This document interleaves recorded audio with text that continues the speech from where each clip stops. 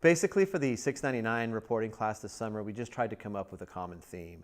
And knowing that World War I ended 100 years ago, and knowing that our football stadium is a World War I memorial, and knowing that our football stadium is currently in the news for future renovations, I thought, well, this would be a great idea. We'll just find things that happened 100 years ago, tie them into World War I, and then tie them into what's happening today.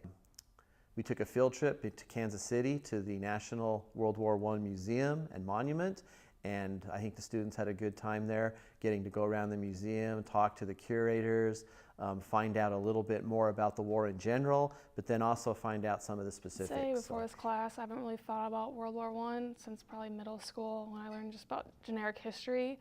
I think I learned a lot that this war has made a lot of impacts on our industry, like technology-wise. I learned about all the innovations and inventions that originated in World War I and came out of it, like barbed wire, mustard gas, things that I didn't know originally came from there. Even just the involvement of women in World War I and PTSD originating from there as shell shock. I just didn't know it came out of that war specifically.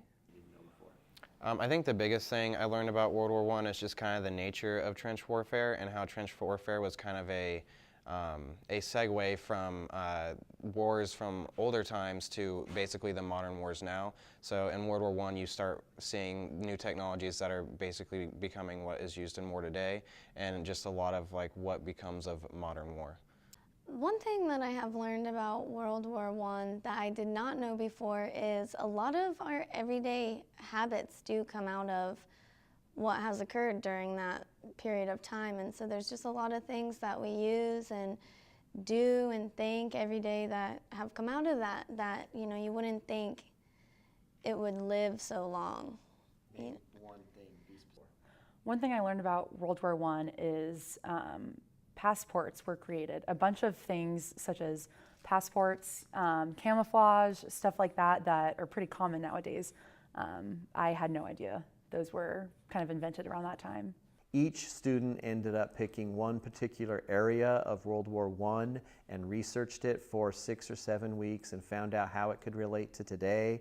We looked for sources that were relevant or could be experts on how the innovations and the things that happened 100 years ago affect students today. I looked up and found that prescription drugs like the prescription opiates were being used in World War I and World War II for soldiers, but then the illicit version of those drugs became really expanded upon in the Vietnam War and were used frequently by soldiers there. But the United States started drug screening around the Vietnam War, and since then illicit drugs have been impossible for soldiers to use without losing their jobs. So what I want to go through with passports is essentially how people would go from country to country and keep their personal paperwork versus how we've kind of transitioned into it now. And some of the things that I've learned from that research is there really wasn't a whole lot of any kind of paperwork that you had to do. Essentially, ships would just make a list of their passengers and the king or queen would sign it off, and that was your way in. As a journalist, that's what I'm interested in, is the cross sections between popular culture and politics. Obviously, war is a huge part of that, and looking at those things in conjunction with one another and how it impacts society during that time. Even if you were at home, Flanders Fields, the poppies, they didn't have a symbolism then.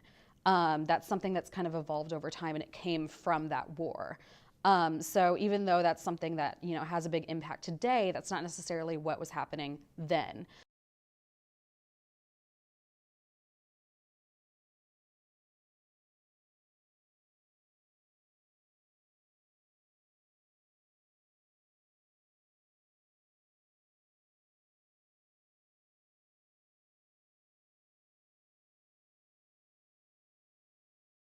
So I'm kind of focusing on women and their role in World War I, and kind of what they did has really changed today. In the military, a lot of stuff from World War I is still kind of coming up, and a lot of issues that they've had kind of dates back to World War I and kind of their limitations of women. Passion is sports, so when I was put up the topic of what I should do for my story, Memorial Stadium was the thing that first came to mind. I didn't really know that Memorial Stadium was a World War I memorial until this class, and I think it's very interesting.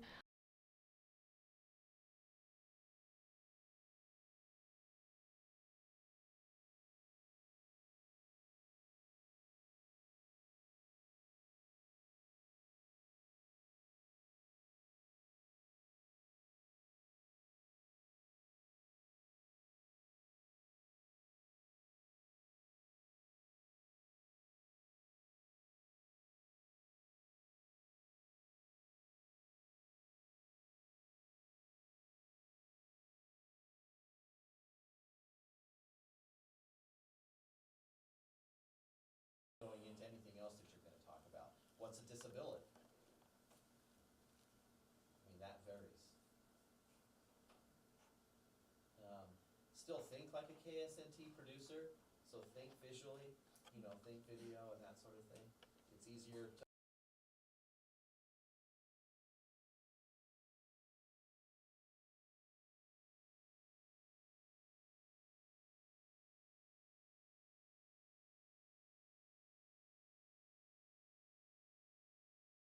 students today. Because history repeats itself, I think that even going to the World War I museum, we saw things that we see now, or repeated like propaganda and posters, or trying to get things that came from the government or people trying to sway just from posters that you have had no idea came from a certain entity or a certain group.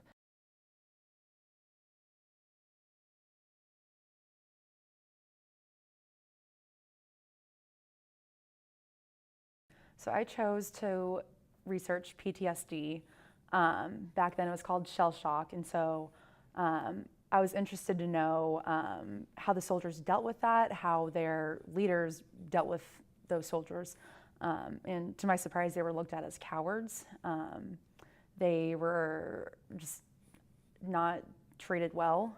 So we spent the first week or two of class really just kind of rehashing World War I, going over all the little things that were innovations and inventions that came out of World War I, the role of women, the role of service animals, all the basic things that students should know about World War I and how they relate to students today. That's something that I We found took a really field trip interesting to the about we took a field trip to Kansas City to the National World War I my Museum enterprise and story is Monument, focusing and on I think the students had a good time there, getting to go around the like museum, service- talk to the curators, find out a service little bit animal- more about the service war in dogs, but general, in, like, but the then also police find out force. some of the specifics. And, So each student ended up we picking know one from, particular like, area of World War research I that and has come researched out it for about, 6 or 7 like, weeks and found animals out in how the it could military relate to come back with, today. like, We stress looked for and sources that were PTSD relevant or disorders, but could be experts nobody on really ever talks how about, like, police the innovations and the because things that they happened serve almost the 100 same years capacity ago as affect military students dogs, today. but nobody like really ever thinks about, do these animals have stress? To